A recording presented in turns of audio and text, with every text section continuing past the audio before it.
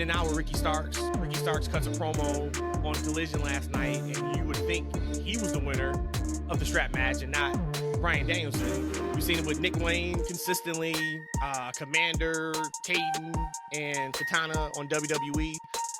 Has this always been a thing, and I've just missed it, where we treat losses like they're wins because it's a quote-unquote good showing? Or this is new, right? Now that you say it like that, because I was wondering what you mean by the good showing. Man, I don't know. I think it might have been going on forever. Isn't that like the sign of a good guy or a good gal? Even though I lost, I still won the respect of somebody. Or you mean, like, you know what I mean? Yeah, but then you don't get pushed for that, right? Like, if you lost, it's like, okay, you lost in a valiant effort, so still back of the line, or you know what I mean? But like, now it seems like, oh, if you look good in the ring, that's just as good as winning. And it's not. Hell, look at Commander and Gravity, right? Fuck Gravity. He was on Collision again, lost. They talk about these guys when they show up like they're undefeated, but they haven't won anything. The good showing part, I remember with Caden and Katana, it was because it was their debut match on the main card as a tag team. So for me, I remember me saying, well, at least they didn't get completely squashed. They lost their debut match, but at least they looked good in the ring. I guess you sprinkle that from here and pluck this from there, and you look at it in totality. This year, we probably had, like you said, 5 or 6 different good showings. Yeah. This is happening for like hundreds of years, Matt. Can you think of another example of somebody who's higher on the card?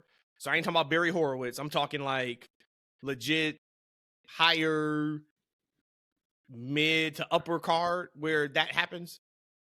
Well, before I answer your question, I will say that I think that a lot of this is prompted from AEW. AEW, this is like their thing to do, is to showcase a great match and the winner looked great in defeat. That's like their thing. But I think Stone Cold. I think the famous Stone Cold passing out from the sharpshooter, however long ago that was.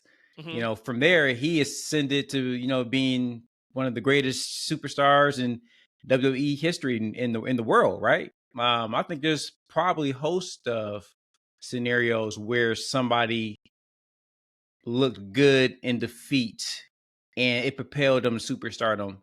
The first one I think of is Stone Cold, but I'm sure there's countless others. Okay. Well, yeah, the Austin one for sure. But that's one of those, you don't have to, win to get over. So I get that. But I wouldn't put the Stone Cold thing in the same breath as Nick Wayne, Commander. Hell, maybe even the Ricky Starks one may propel him for sure. Yeah. But yeah, it was just something situation. I'm just seeing a lot, and I'm just like, man, when did this start? Like, it's got to go somewhere. If it's the story that they lost and that's part of it, cool. But you can't be like 0-5 out of your last 5 matches, and then you hype this person up as if they're undefeated. So let me pick your brain on something. Do you think it's lazy booking? Because that the talent's good. They're going to go in the ring. So you're going to lose, go out there and still show out. And then that way you won't look as bad because you still had a great match. I don't think it's lazy. I think it's a lack of protection of talent at times. Got it. And I go back to Caden and Katana. They are by far the best female tag team in WWE. Tag team. I mean, they're not even close. A tag team. Right? Not even close. Mm-hmm. Don't have them out there losing in 3 minutes. That doesn't make sense. Build them up. I'm not saying give them the titles right now, but build them up. Build them up properly. If I remember, didn't they go against Shayna and Ronda in that match? And whoever they went against, I remember it was a great showing. Against the tag champs. Right, but I thought it was. No, I'm saying no. That's since they changed the belt over.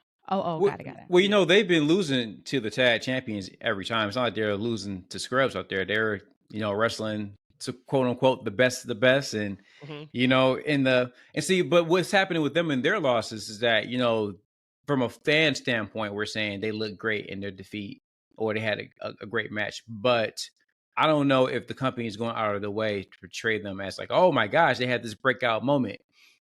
I think part of this discussion stems from AEW's continuous reliance upon that. That's what the show is. That show is about great matches. So that's what they do. They put on these fantastic matches, right? Where at the end of the day, maybe the win and the loss doesn't really matter, right? It's about the match and getting to the next thing. So when you look at AR Fox, wrestling John Moxley, like at the end of the day, like there was no one else that could answer that challenge. Let's know, like AR Fox is the guy. There's no one else that can answer that. He was the guy, right? He was like, everybody was, no, what happened? Everyone ran down to the gorilla. AR Fox was like, hold up. Respect. I'm going out there. And they're like, you know what, Fox, you deserve it, man. Go ahead. And everybody clapped, like, yeah.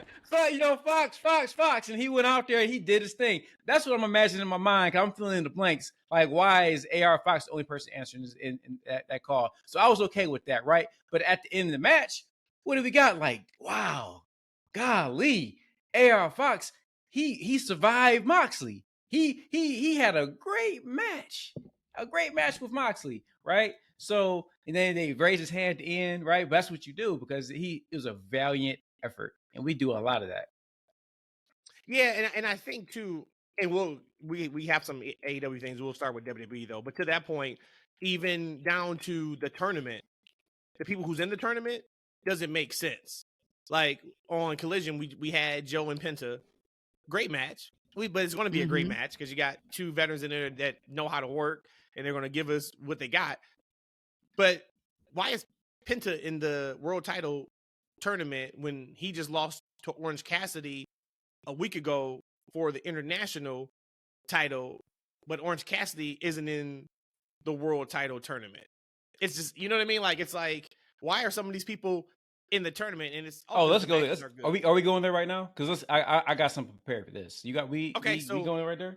Let me intro the pod, and then let's hey everybody. Let's start there then. Welcome to TFW Podcast. This is episode 64. That's Freakin Wrestling. Best kept secret in wrestling podcast. Y'all know who we are. 3 the hard way. I am Matt. That is Eshaun. That is Rhodesia. Shout out to our listeners and supporters of the pod. We appreciate you guys. We love you guys all the time. We were going to start with WWE, but I think E's got a hot button right now. He was pretty passionate right there. Yep. What you got, man? So I want to go through this tag team eliminator here, right? Because we're talking about how, storylines and things matter, and wins and losses matter, and all those different things, right?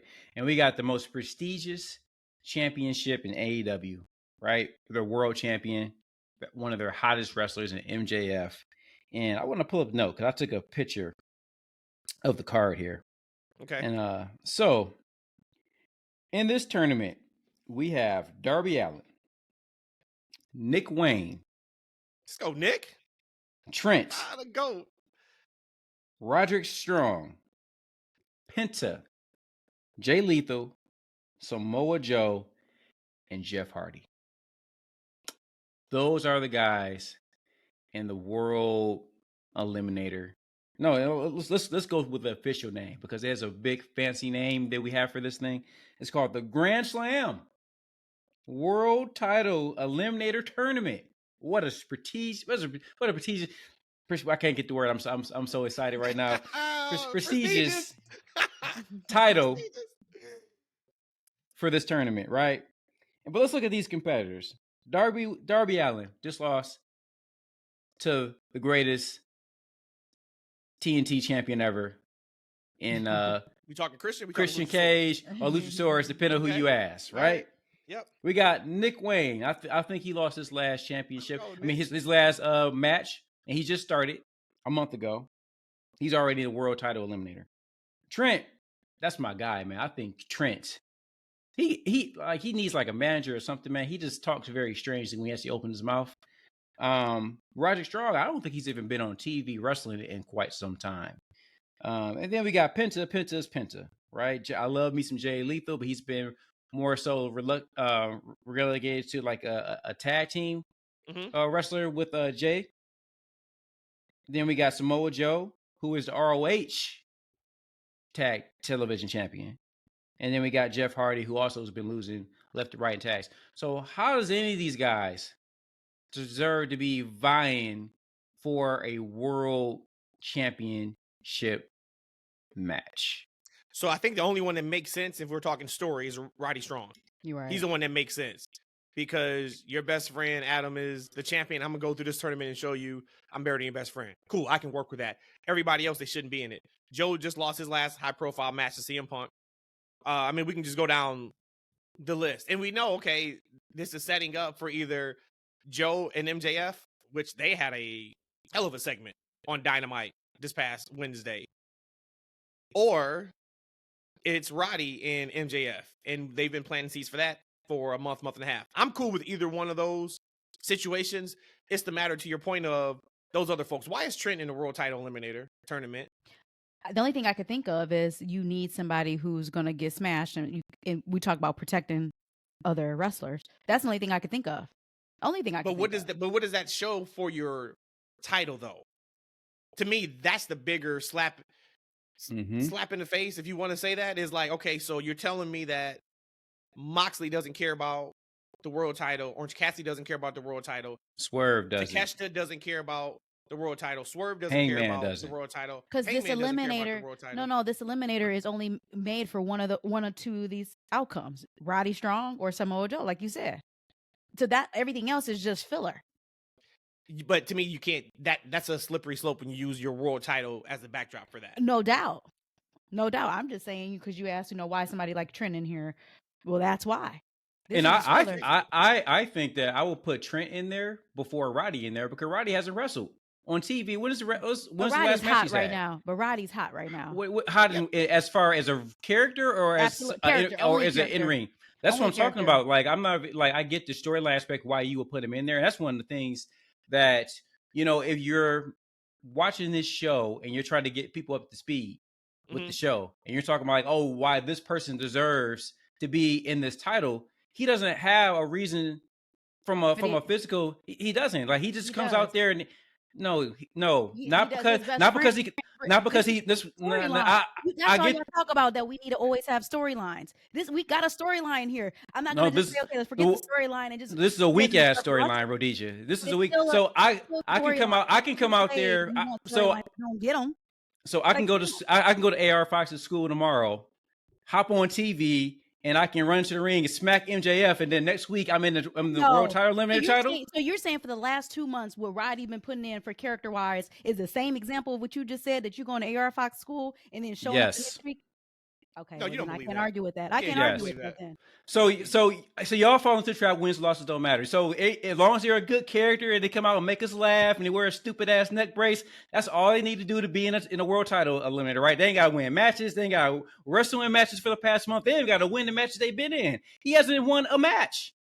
No, so he hasn't been in any matches. But if you're talking about talk about 2 months ago when he actually wrestled a match, he lost his last 2 matches. But he is hot right now. Yeah, but he hasn't lost those last 2 matches since he's been in the tournament. Yeah, I'll let y'all finish this one up. Well, you can't compare Roddy Strong to Trent. You just can't. Well, at least he's been competitive, right? At least he's been wrestling. This dude hasn't been wrestling in months. But he's not in a feud with the world champion. That's why Roddy makes sense. He's in a feud with the ROH tag team champions and the world champion. So no matter what you're saying from that perspective, it makes sense for him to be in it. What I'm saying is some of those folks, it doesn't make sense for them to be in it. You can say, hey, for a story, it makes sense. You may say, like, I don't know why he doesn't deserve it. You can absolutely say he doesn't deserve it, but it makes sense. Trent being in that doesn't make sense. Nick Wayne being in that doesn't make sense. Penta being in that doesn't make sense. You can't, because there's no story with any of them with MJF. So you're just like, why are you in here? And now that Joe had the story now from All Out and then Dynamite, okay, his participation makes sense, but he doesn't deserve it either. He's lost all his big matches.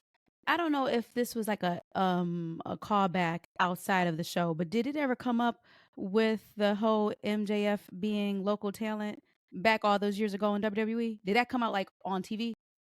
Yeah, so they told that story. They did tell that. Dynamite, yep. Okay. I missed that. Okay. Great segment with those two. I told Rhodesia, I'm like, I love MJF because he has like 100 different origin stories, and all of them can be like the origin story if you look at why he was the person who he was. And all of them in his origin story, I guess, just like the Joker in Batman, you can sympathize with him. Of like, oh, I see why. Like, he's an ass to everybody. Look what they did to him. And I thought they did another great job with that story. That's the match I want to see now more than anything else, is Joe and MJF. It's just interesting how they got there. Like, they got to just be careful of who they put in these tournaments. They may look at it and say, hey, you guys are overthinking it. If you know the finish already is going to be either Roddy or Joe, it shouldn't matter who the other participants is. And I think it does. I think it really, really matters because it shows the value of your title. But that's why it doesn't matter, because you guys are saying that Roddy Strong doesn't have to win a match, and because he's entertaining, he can just be in the title. Okay, like it's all the same. Like y'all can't talk out both sides. No, you go on the show every single twice a week, two times on Sundays, one time on Sundays, and you sit up here and say that I'm not engaged to this because there's not a storyline to it. Wrestling is all about storylines. You have probably a very hot storyline. Every time I see Roddy on my screen, I'm cracking up. And you telling me that he doesn't deserve to be in an eliminator? Well, I like good stories, and like what he can do is actually put, and they actually can give me a reason to why he should be in the tournament. Like, let him wrestle Orange Cassidy and win. Okay, boom. Now it makes sense for him to be in the title. The eliminator awards. He hasn't won anything to be in there. This is what I'm talking about. But neither has Trent though, because but you can't use Trent as the example. I'm talking about Trent as the example when Trent is not in a story to the world title. Now, if you guys are somebody else, feel free to do somebody else. I love that you guys love Roddy in there and hope he wins. I don't care about Trent. I'm talking about the entire people in this ring. It's not just about Trent. Like, the only person that's the only person that's more credible in this whole entire tournament is Samoa Joe. That's the only person that's credible. Everyone else has a horrible win-loss record, and they haven't done anything. Well, I mean, except for Roddy's just, he's just entertaining. Well, no, he's in this story with them. So to Rhodesia's point, you can't say like we need stories, and now this is the story of AEW with Roddy, MJF, and Adam Cole, and now you're like, but he hasn't beat anybody to be in the tournament. But that's your story. Take the belt off MJF, and if he's just fighting to win a tournament to fight MJF, well, he's high, so that's cool. But we're talking about the World Heavyweight Championship that Nick Wayne's in. So it's more in the totality of people than it is just picking on Roddy Strong. So like if everybody else, so say if this tournament was Kenny Omega, Takeshita, John Moxley, Bryan Danielson, Ricky Starks, and hell, say if CM Punk was still there, CM Punk. And then you put Roddy in it, what you're saying is completely valid. You're like, one, don't go there. That he doesn't even, no, he's not even on that level. But when you have people like Trent, like Nick Wayne, like Penta, they're all basically the same. They're all grouped. At least Roddy has a story. That's all. He has a story too. You may not like. He's the only one besides Joe in this whole. I wrote down, I think, like 6 names here. He's the only one that has the story. So then your whole beef should be about just how we got here to an eliminator, anyways. That exactly is it. Then that's the argument. But you can't argue that Roddy Strong shouldn't be in it. He shouldn't be in it. He's top 1, top 2 of the only people that should be in it because of the storyline. Because of the story. Because of the storyline. No, I mean, yeah, of course not. He's a Joker. Now, speaking of story, E, you said you had something that you wanted to bring up from a story perspective on the WWE side. What was that? So I was watching SmackDown, right? And I'm sitting here and I'm watching it, and Jimmy's doing this thing.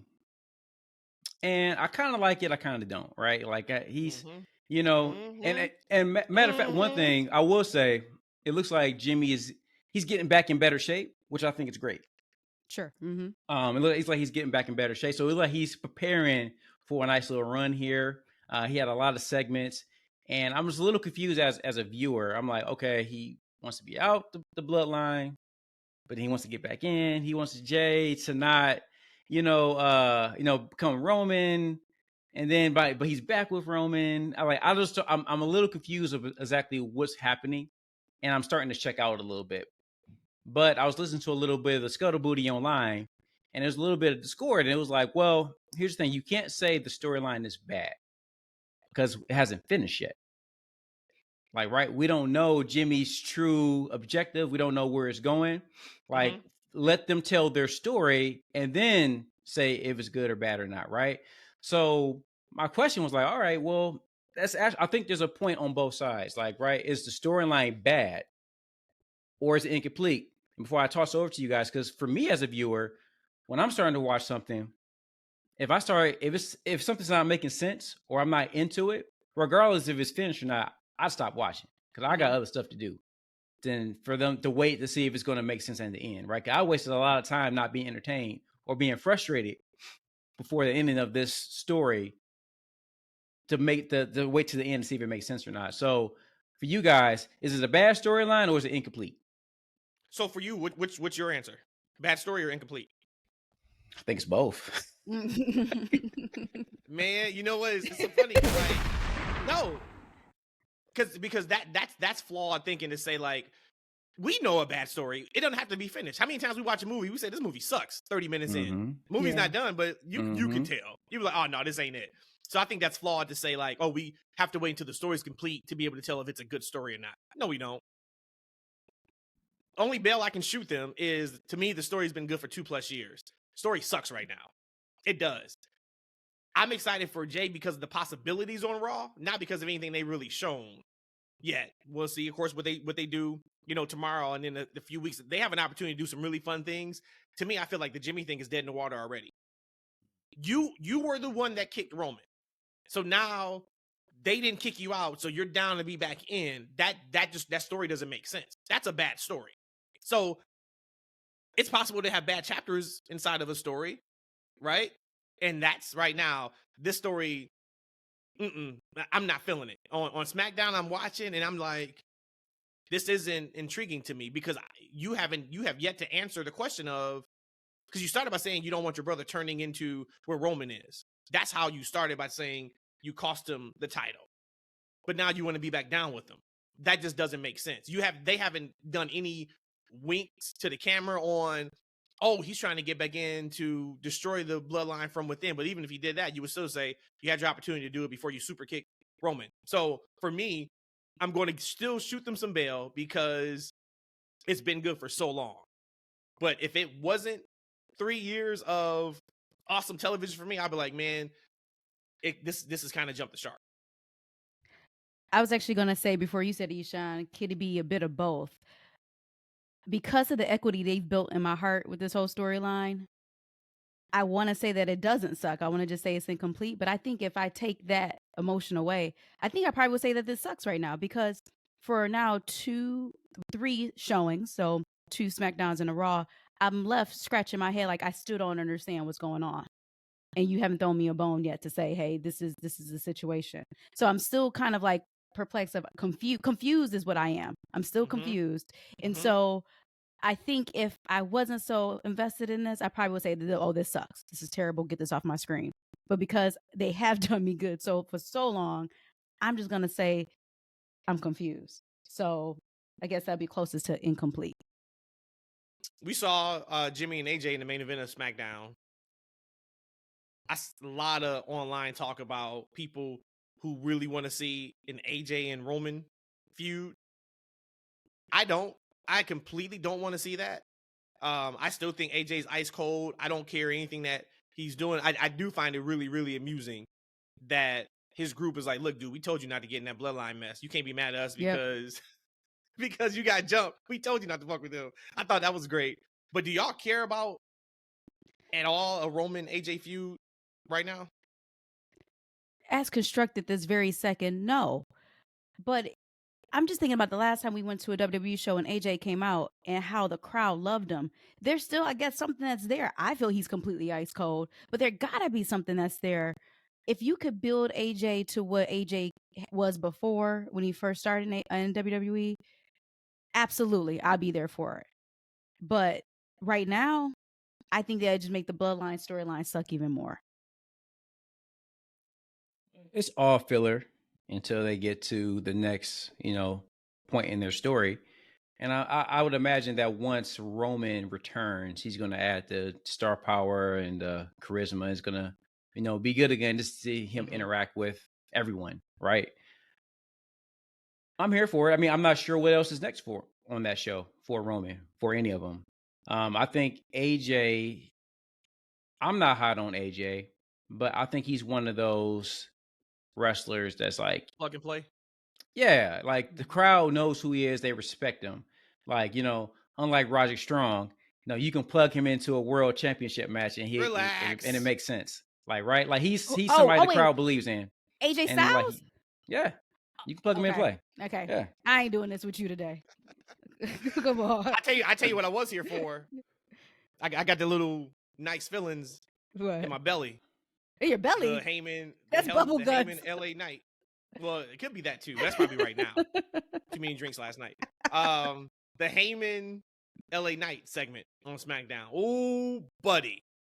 Oh my goodness. Shame on me. Shame on me. I didn't see it. Got to break it down for me. What happened? Long story short, Heyman's in the office talking to the GM, and then LA Knight comes in just after his match saying he wants a match with The Miz. And Heyman's just like, hey, I haven't properly introduced myself to you. I'm Paul Heyman. Just got to tell you, though, when I'm in here, you need to stay out until I'm done. Woo.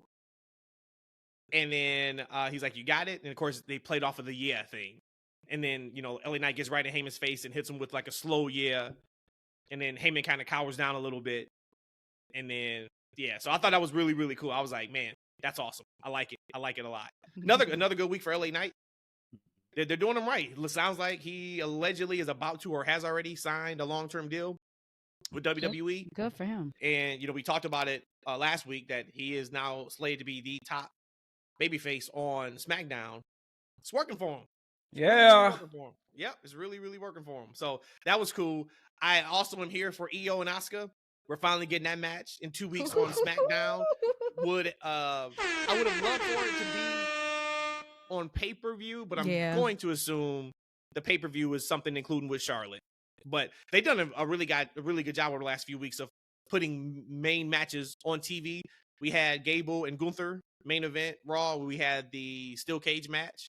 Or not the steel cage match, but we had them move, even though the match wasn't good. But they had them move Trish and Becky to the Raw show when we thought it was going to be on SummerSlam, and now this one. So going to, like I said, I think is involving some with Charlotte, but this match I've been asking for a very long time. So are y'all giving Asuka any chance to beating Io before the pay-per-view? I'm just so excited that we're gonna see this that I didn't even think about how this is gonna end.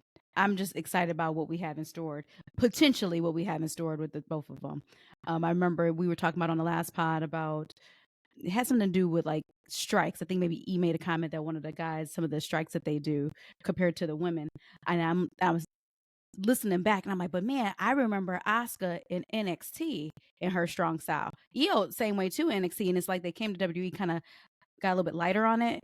But if they can give me what I think they can give me, my God.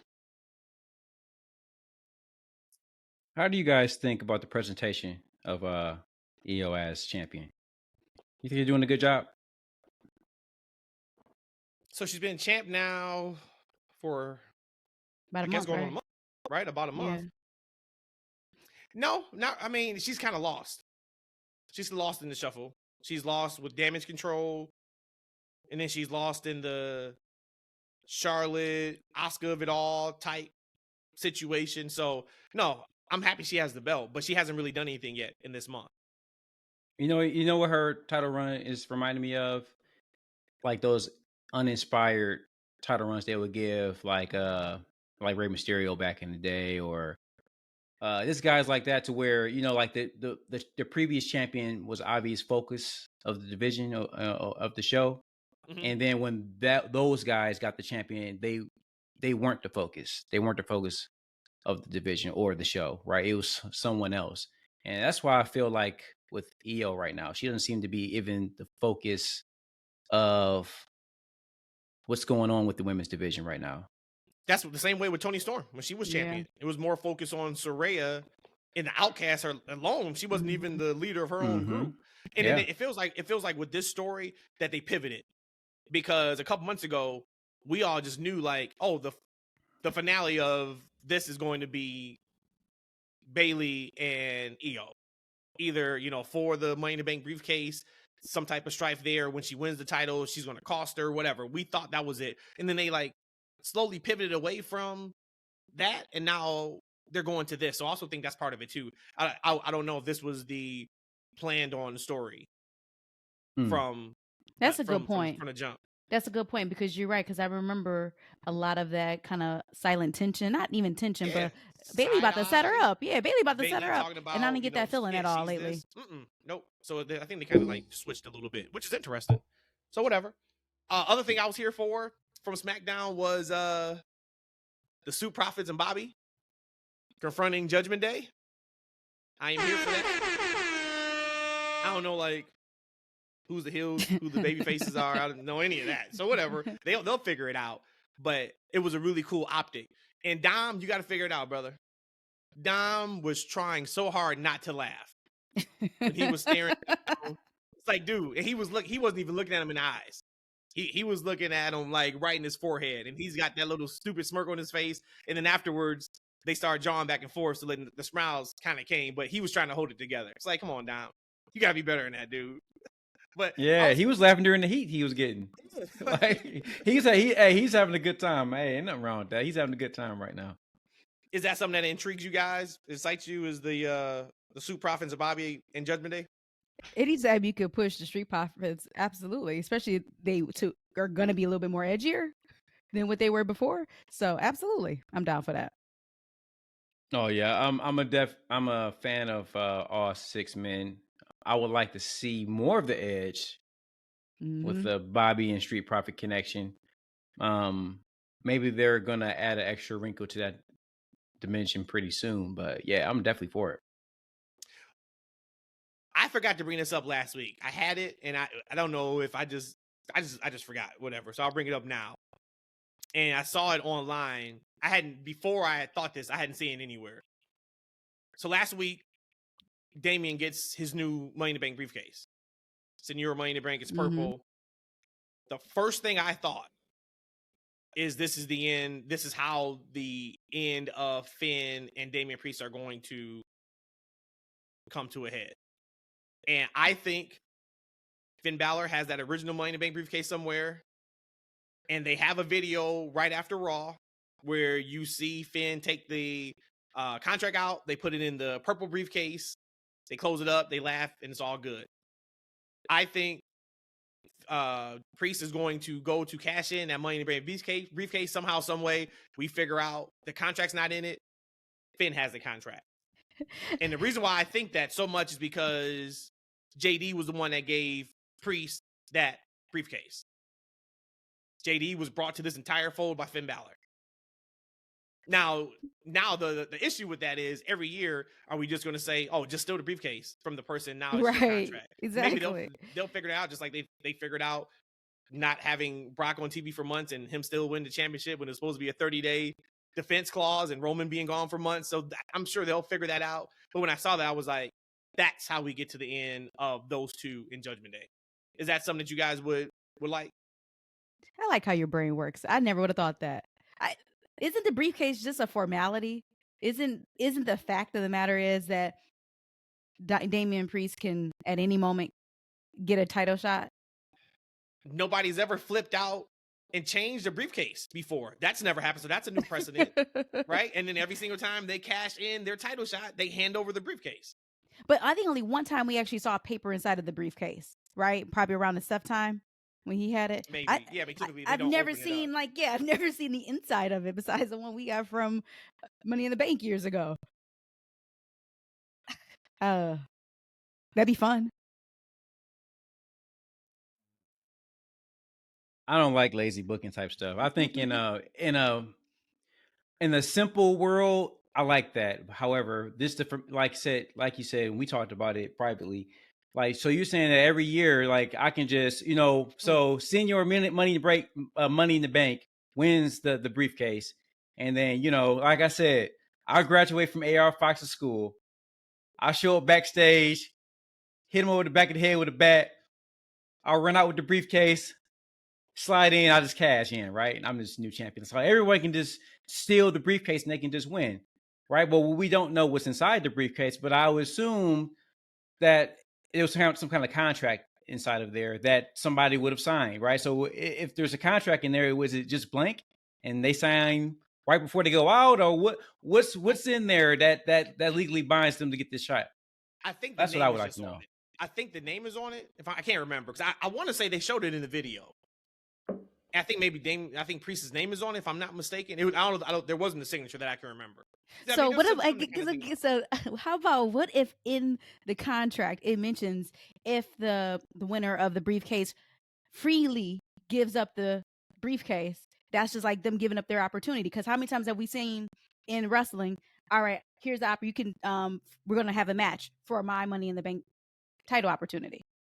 You know what I'm saying? What if it's something in that contract that actually says if you freely give up your briefcase, you are forfeiting your briefcase?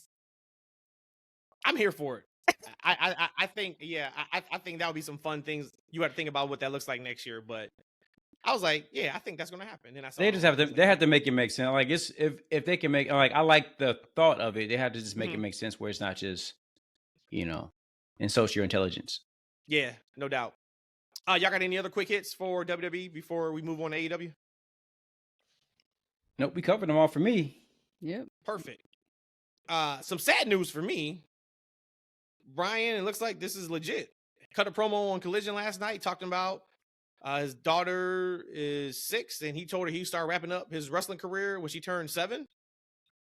And I think Sports Illustrated confirmed around sources that this is legit, that he's looking to finish it up, his in-ring career, in the next 12 months. It's like, damn, man, already? So, of course, we'll appreciate him while we have him. Where do you guys say, if he has a hell of a last year, like we know he probably will, him and Zack Sabre are going to kill each other here at Wrestle Dream in October, where do you put him at on your top wrestlers of all time list? He's definitely top 10. Okay. Definitely top 10. Would you go as far as top 5? So I got a couple characters in my list, so it's not just the in-ring, but I love what Bryan's done in the last, I want to say, maybe 6 years of his career, from a character standpoint. So he'll definitely be right. Because if we go WrestleMania 30, the Yes Movement, that was such a big thing. Yeah. Oh, that was 30. We're on WrestleMania 40 now this year. So you're talking about 10 years. Yeah. So 10 years. Yeah. So yeah, definitely he'll be up there on my list. I don't know if he'll be in my top 5, but he'll definitely be up high on my list.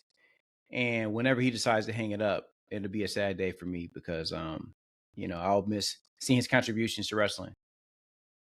So now, knowing that we only have him for a year, what are some must-haves you feel like, I don't care how we get there, I don't care how you do it, Tony Khan, AEW, this is what we have to see in these next 12 months?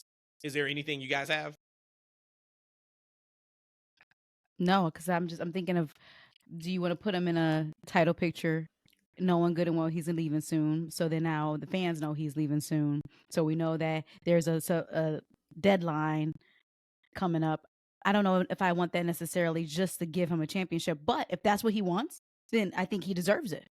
So I think at this point, whatever Bryan wants in the last of his career, they should give it to him by hook or crook. Has he wrestled Kenny yet? He has. Remember the title match on Dynamite, but they were supposed to run it back. That was the rumor. That was going to be the match at All In before he hurt himself. So we got to see that. We got to see that again.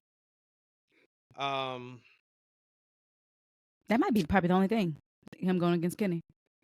I mean, I want a world title run. I do, because I think that would be good for business. I mean, now knowing that they're going even with the story on TV that I'm winding down, maybe it's not as much. But even a couple years ago when he was on this, I'm just here to have incredible matches. I don't need to be champion. I get you may not want to be champion, but business metrics, I need to put the belt on you because that's going to help business. And Tony just never did it. I would love to see that, but I think probably just a all-time classic match again with Kenny is kind of like, all right, we got to get to there. I don't care how you do it. We got to get to that. I wouldn't mind seeing him win the world championship and retire as champion, right? I don't think we've ever seen that before. I don't think so. Not really. That would be, there'd be some tears in the crowd, I'm sure, if that was to happen. Because champion usually drop the title and pass the torch to somebody. But I wouldn't mind seeing him retire as champion. That'd be kind of the hook. Like, hey, is this gonna be his last match? Does he retire as champion or does he pass the title off? Right. And I think that if they book it strong enough to make you really believe that he can, win and leave, it'd add a lot of drama to the match. And then too, like when I heard he talked about it in the scrum. He talked about this whole thing of retiring and what that looks like. And they even asked him like, "Hey, so what does your backstage role look like if that's the case?" And he's like, "We can make it work. I just got to balance family and all that." But like I said last night, like, okay, I understand, I get it for sure, but you are still only working 1 day a week. Like, is it that important to? And now that 1 day a week is potentially on Saturday. So, like, do you have to still retire? Do you still have to give this up? It's not like you're on the road 4 times a week. Like, in essence, in a perfect world, you're still going to be there for all your, kids, things for school, special things, all that kind of stuff. And then you go hit Collision on Saturday and come back.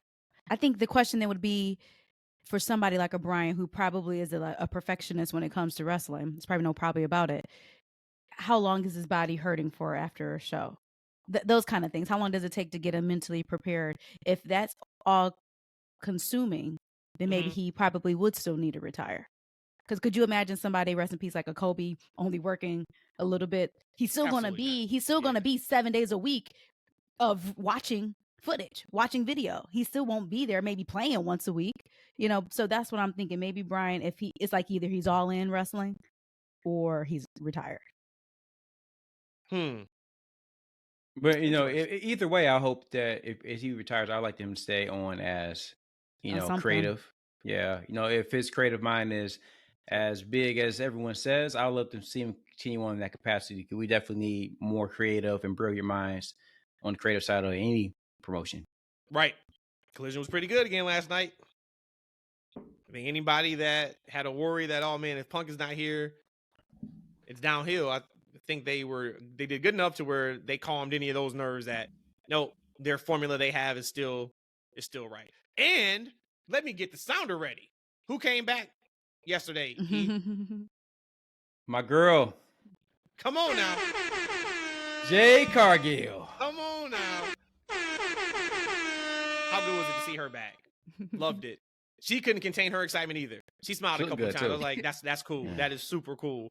There was some talk. I was having a conversation with some people on X last night, and they were upset that she's back into the TBS title fold. They thought she should have been propelled into the world title picture. And I'm okay with her being in the TBS title picture right now because, one, you have a built-in story of, I never got a rematch, that's my title. Get that. That's going to help Statlander. She picked Statlander to put over when she went on her hiatus. So that's cool. But I just don't think she fits right now with what they're doing with Saraya, the Outcast, Toni Storm, that story. I don't want her getting lost. And then I don't really know if that's even a story you want to tell, Saraya and Jade. So are you guys okay with her being back in the TBS championship title first? Let me ask you guys that. No. Period. But the alternative right now, I don't want us wasting such a beautiful presence, energy, character like a Jade, like you said, in that Saraya Outcast situation. Don't even put her over there. Don't devalue her stock. Not saying that anybody can devalue her stock, but don't put her over there. But no, I am mad that she's not coming back for the world championship. But right now, the world champion, I don't think that I want to see that. No, I'm okay with it because, as you said, like there's already a story with the world championship right now, and you don't want to, as you said, her to get lost in that. Let her come back and do her own thing because it only makes sense and is natural that she will go after the TBS championship and try to get her revenge back on Chris, right? Because Chris came back in a vulnerable moment for her, right? Beat her for the championship. And her story is like, hey, if I was 100%, you would have never did that. So let's run this back. And so it's not to say that, if she becomes the TBS champion, maybe we get a TBS champion versus world championship match somewhere down the line. It just allows them to continue to have more stories and more meaningful stories in that women's division. Because we all say that, right? We all say we need to have more women on the show. So this is a way to do that. You know, you got Saraya doing her thing, you got Jade doing her thing, and at some point, boom, we get them, together again. Maybe for a unification match, maybe a winner takes all. Who knows? But I'm definitely here for it. So then, second question is then, so are we all picking Jade to beat Chris for the belt? Because I think Statlander probably needs that win more than Jade needs that win. But then that's a tough pill to swallow.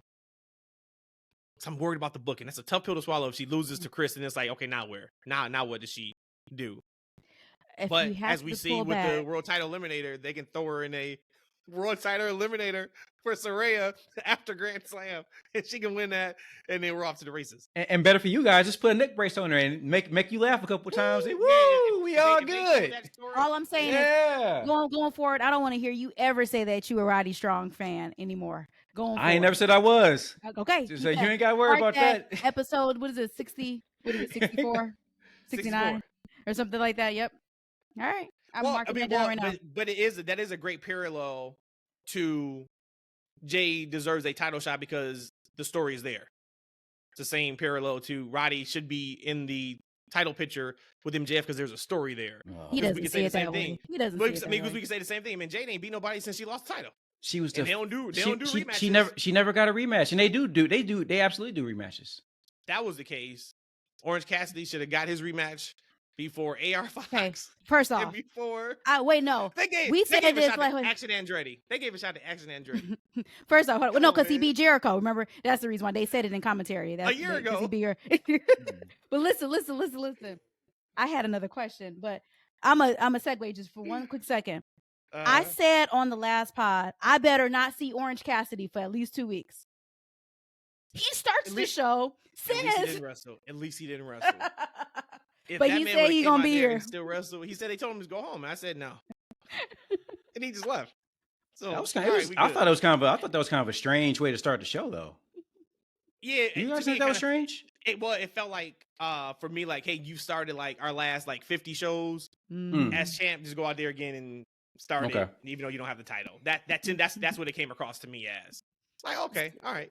So my question before I got hype about Orange, I don't think we asked this on the pod.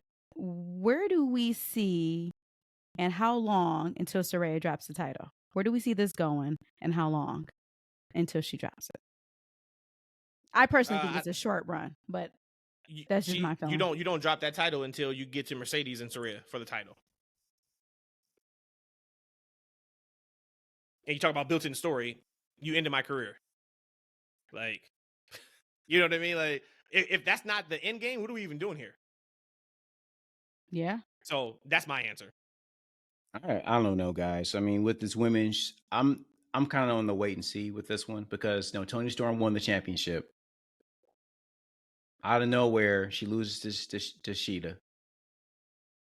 Shida very quickly loses to Saraya, and now she has. I don't know what the time expectancy on these women's champions are right now because they're flipping that title very, very quickly. I don't know if this was all along to get to Saraya, and they wanted to have a face for her to pin. I don't know, but I'm kind of wait and see. I don't know where they're going with this one. At least with the TBS championship, and when Jade had it, it was like a consistent thing. But I don't know, guys. I don't mind Toni losing to Shida because I just wasn't liking Toni's run, and I felt that was like I should appreciate her as a champion. Hell of a run now. Yeah, and I think that opened her up to being able to be this Toni Storm that she is now. So I'm okay with her losing to Shida. But you're right, it was drop. So then you are willing to, and I say compromise, you're willing to buy the time, however long it is, until Mercedes come back and maybe have a champion that maybe everybody's not behind. Well, she's a heel, so they shouldn't be behind her anyway. Okay. Yep. So, that's that. We were gonna talk about. I want to deep dive it. So let's move this to Wednesday. The Swerve Hangman promo segment. I kind of want to deep dive that and really get your guys' thoughts on that. So let's move that to Wednesday. My last question for this pod, word comes out that Young Bucks got word, or they thought to themselves, or to whoever people around them, that they would not take a meeting with CM Punk until CM Punk had no issues backstage or wherever for 6 months. And then after 6 months, if they went that long without having any issues, we can sit down and have a conversation. What? I do not want to preface this by leading you guys a certain way, but you are alleged EVPs, executive vice president, and you are saying you're not going to sit down with a talent to resolve issues until that said talent has shown great behavior for 6 months from an issue that stemmed a year ago. Are you guys okay with the Young Bucks saying what they said, or are you not okay with it? This information is incomplete. It was a question earlier today, was bad or incomplete. It's incomplete here. We're still not privileged to what really happened. So what if it's a situation it was so bad, it was legal matters, maybe Young Bucks said, you know what, we're not going to press charges, but keep Punk away from us. Then also, you mentioned the EVP title. I almost felt like I thought EVPs was one thing, but then toward the time when Cody was leaving, I was maybe told or under the assumption that EVPs wasn't as high as ranking as I thought they were. So I just think this is all incomplete. But if this is true, that Young Bucks wouldn't talk to Punk for 6 months, either one, Punk is completely off the rails and it's like, nah, keep him away from us, or they are a little bit immature. You know, that's actually a good point, Rhodesia. We don't know everything that happened and what was said, behind closed doors, because not everything was reported, which is strange, right? 'Cause everything gets reported. But I'm raised old school. Like if I got a problem with you or something, either we gonna talk it out or we gonna thug it out. One of the two. I'm not gonna dance around or be incomplete for somebody else's behalf, right? At some point, there has to be a resolution. And I think back in the day, you listen to a lot of old timers when they chime in on all of this. It's like, man, this would have been handled differently if this was like 15 years ago or 10 years ago. I think that overall, and this is just not getting to people, but I think nowadays there's definitely, I think, a softness in the world. Like you got to be on your best behavior for 6 months for me to talk to you so we can resolve something. Like that just doesn't make sense to me. Crazy talk. It's just as somebody who has to show up, right? So now every time I go to these events and we're together, it's like a thing, right? Like you got to avoid me, I got to avoid you. Like just for me and just for my mental state, I wouldn't be able to be at my best in that type of situation. I would need to get it off my chest, right? So at the same time, they can say, hey, I'm past it, right? But you're not, because if you can't talk about it, right? If you're not willing to resolve or come to a conclusion, then you ain't past it. You still hold on to it in some type of way, right? Yep. So I think for the best of the company, and this is the problem when we talk about like leadership. Like, and again, as Rhodesia said, and it makes perfect sense when she said it, like from a legality aspect, we don't exactly know what the parameters were, but let's just take that to the side because we don't know that. But let's just talk about what we know from leadership and team building and an organization standpoint. Like, it doesn't make sense that your top guys can't communicate, be in the same room together, right? And like, people have had egos and had problems forever in wrestling, right? And there was always leadership in the locker room at the head that kind of was able to make it be a business, because you're at the end of the day, Sean and Brett, they ain't like each other. They hate each other at some point, right? But they were working. They were working. They did business. So at the end of the day, you couldn't get these men to do business, right? For the good of your business. Like it's mind boggling to me. And that's why, like, and we know like some of these stories could be incomplete, but that hit and that was allegedly accurate. That to me, that can't happen. It just can't happen. And you're the EVPs. That can't happen. And you talk about, it seems like every week we sit here and we talk about like AEW needs like that strong arm person in the locker room, that bad guy, because Tony's not a bad guy, and that's fine. everybody That's has fine. that right-hand man. That's cool. Exactly. They have 2 right now under contract. Big Show and Mark Henry. Yes.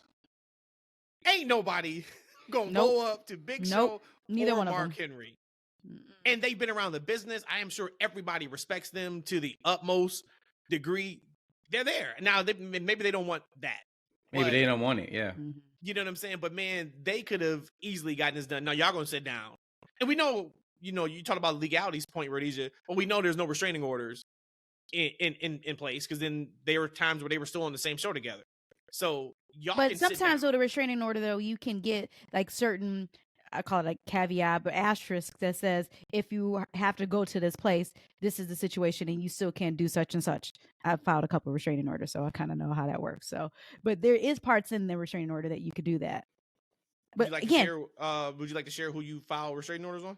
No, I don't.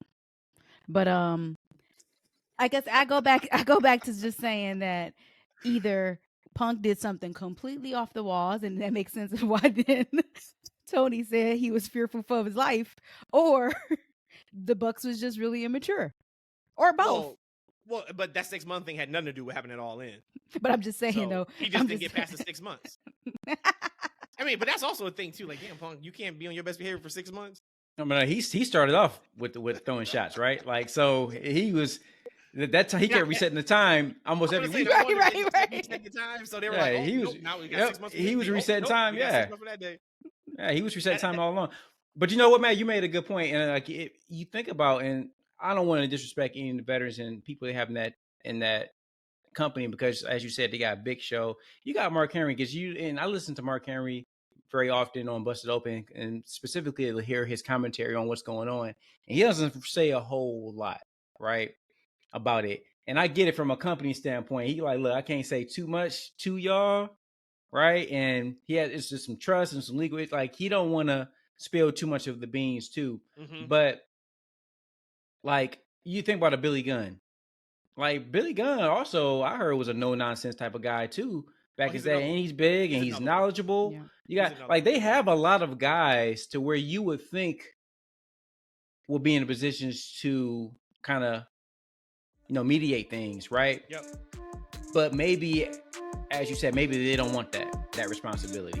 Like, right? Maybe they don't want to be that main guy. So they need to instill main guys, right? That's what Jim Ross was for Vince McMahon for a lot of years. He's there, but Jim didn't like that role. He's talked about it. He didn't like that type of job. He thought it was thankless, and he's at that age, so he probably really doesn't want that stress, especially dealing with these new kids, because these new kids are different from the old guys that he was dealing with. I don't want to deal with those cool G's. Right? That's why you had John Laurinaitis. He was also one of those guys like, hey, kid, yeah, it's not working out. Maybe we try again. It's all good. Hey, Punk, you're an asshole on TV again. Hey, come on back. Come on back. We're going to sit you home for a couple months. It won't. Don't worry about it. It's all good. Yo, we need some of those guys, man. Hey, listen, I don't know if it's a joke. Cause my boy, GRIX, follow him on Twitter. You say his name. Follow him on Twitter. You say his name. If you like wrestling mods, check out his Patreon. But he had hit us up with Josh Barnett. Legit tough guy, UFC fighter, respected wrestler. Josh, I don't know if it was tongue in cheek. He went on Twitter and had some commentary. It's like, yo, Tony, if you need somebody, I'm here for you. I mean, there's people out there for him. People out there for him for sure. And he'll learn, once again, we talked about it, he'll learn from this. The learning, I honestly could be, don't bring in anybody that has any potential issues instead of actually hitting this head on and saying when we have issues, we're going to sit down and talk it out as grown men and we're going to make money from it. But we'll see. We will see. That is it for this show, guys. If this was a sports podcast, I would go another 30 minutes talking about the Lions' victory against the Super Bowl champions, Kansas City Chiefs. Woo woo! From Thursday, but it's not. But we are 1-0. We are winning the division. So excited for that. We got the best record in the league. Eshaun and Rhodesia, just real quick, give me what you saw over the last week that was fantastic, wrestling-wise. Anything that speaks out to you from last Raw, last SmackDown, Dynamite, Collision. Just Jade returning. That was a big Hey, we gonna get into it on the next podcast. My man Swerve showed everybody what's up, put everybody on notice that look, the future Black World Champion is on arrival. And I do have a parting line from Heyman on SmackDown. What he said. When he was talking to AJ, he said, "Don't you got enough problems in your life?" And just the way he said it, he sounded like an old black man talking to a young boy. I loved it. That is hilarious. Yeah, like we would definitely talk that Wednesday because there's a couple layers to that promo. There's a couple layers to the presentation of both of them that I really want to kind of get into. And that segment, I think, was the only segment where viewership went up.